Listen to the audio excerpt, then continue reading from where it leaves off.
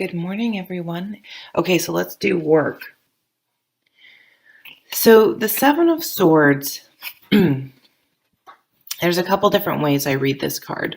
One, kind of just traditionally, I always think with a skunk. My dad says never get in a pissing contest with a skunk. So if you have someone that's just being a jerk at work this week, like let it go. Don't don't engage.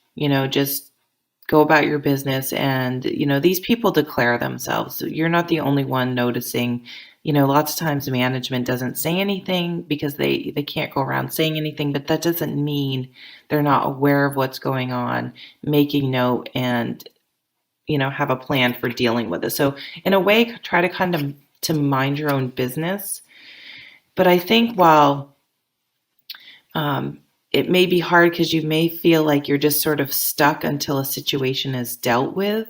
And so you're just sort of hanging upside down, just like, you know, um, I would like to get things done, but I can't because no one's dealing with this situation. But remember, the lesson of the hanged man is to use this time wisely. If you find yourself in a time where things are kind of on hold, will make useful time. Make use of that time by doing something else productive. Find a way to make it productive. This guy's here hanging from this tree, but instead of hanging from the tree going, oh, I'm hanging from this tree, I'm hanging from this tree, I'm hanging from this tree, he's looking at the world from a different perspective and using the time to go within and reflect and think about things and gain perspective. So he's using his time wisely. So don't focus on sort of maybe this negative person or situation or issue going on, but maybe use it to challenge you to think of new workarounds if it can be done within the confines of your job description. Let it motivate you to be creative, but also kind of mind your own business this week, and let some things sort themselves out in due time. In the relationship category, we have the Ace of Pentacles. Lovely. Oh, wow. This is why I love using two decks. Holy cow. So now Pentacles, it's kind of interesting. Pentacles are home, health, family, spirituality, sort of more tangible things.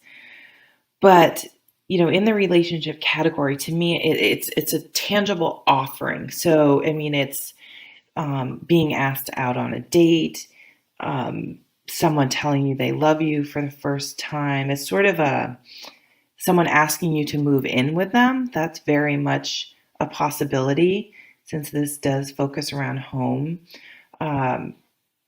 So any sort of new beginnings where relationships are concerned.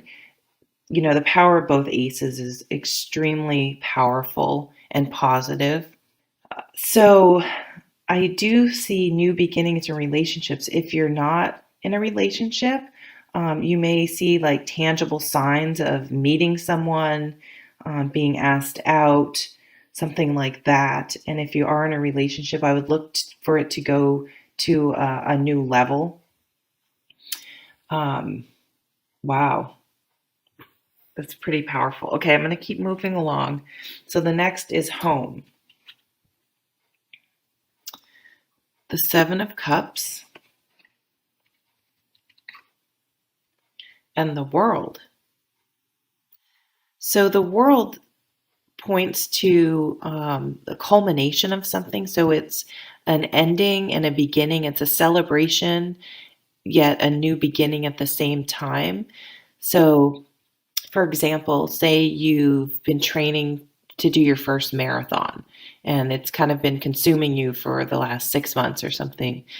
And you go and you compete in your marathon and you finish it. And it's amazing because that's a huge goal that you have worked so hard on and you attained your goal. And so it's exciting. But then at the same time, you're kind of like, okay, I just worked all that. I was just obsessed with this for the last 6 months and now I attained it. So there's a little bit of, okay, what's next? Where do we go from here? So I do see this going back to the Ace of Pentacles in the relationship. There is sort of a completion and a new beginning at the home. So, but it's also paired with the Seven of Cups that is that sort of feeling like, what is next? Like I have all these options, but I'm not really sure. Um, this could be you're thinking of moving or getting a new home, or maybe you bought a new home and you finally want a new home, but now you're like, it needed some work, and you're like, okay, now where do I even start? What projects do I start now? Or you have lots of different projects that you want to do within the home, and you're not really sure where to begin. So there's this sort of culmination of something, and which was great. So there's going to be great feelings around that. But now you're not quite sure where to focus your attention and energy next. So practical things to do when that happens is, you can make a list if you're a list person, and you can either prioritize by doing some of the, tackling a big project, or you can get a lot of little things done and just sort of slowly chip away at it until you're sort of inspired to do something else.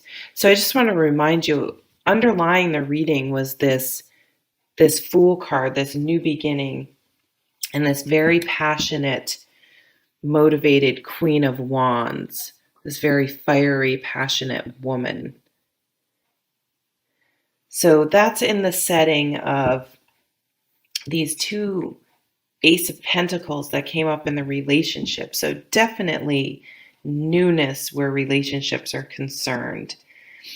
We do have two sevens here, which, the Seven of Swords again is, don't let yourself be dragged down if someone else is behaving badly, but also let it motivate you and challenge you to find a new way of dealing with the situation.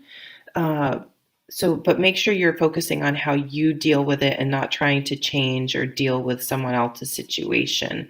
And if you have a time where you're sort of antsy and not much is happening, try to use that time wisely. And I appreciate you stopping by to see my reading today. Take care.